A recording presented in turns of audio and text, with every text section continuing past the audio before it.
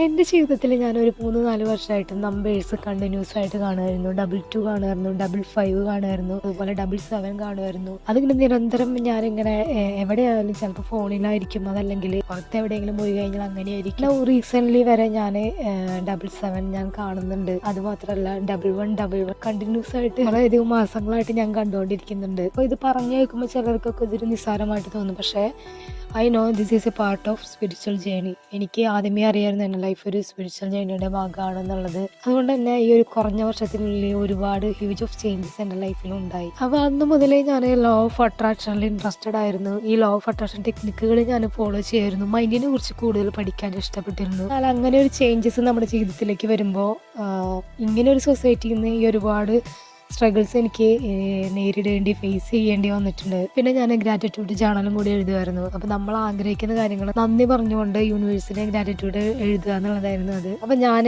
ലാസ്റ്റായിട്ട് മാർച്ച് 3-ാം തീയതിയാണ് കേട്ടോ എൻ്റെ ഗ്രാറ്റിറ്റ്യൂഡ് ജേണൽ ഞാൻ എഴുതിയത്. പിന്നെ അതിന് ശേഷം തിരക്കുകളൊക്കെ ഉള്ളതുകൊണ്ട് ഞാൻ പിന്നെ അത് എഴുതാൻ വിട്ടുപോയി. ഒന്ന് ഞാൻ എഴുതിയതിൻ്റെ തുടക്കം എന്ന് പറയുന്നത് എനിക്ക് പുതിയൊരു വാഹനം വാങ്ങാനുള്ള എല്ലാ അവസരങ്ങളും എല്ലാ സാമ്പത്തികവും നൽകി അനുഗ്രഹിച്ചതിന് പ്രപഞ്ചശക്തിക്ക് ഒരുപാട് നന്ദി എന്നായിരുന്നു. അതായത് നമുക്ക് നടന്നു കഴിഞ്ഞു എന്ന രീതിയിലായിരുന്നു ഞാൻ എഴുതിയത്.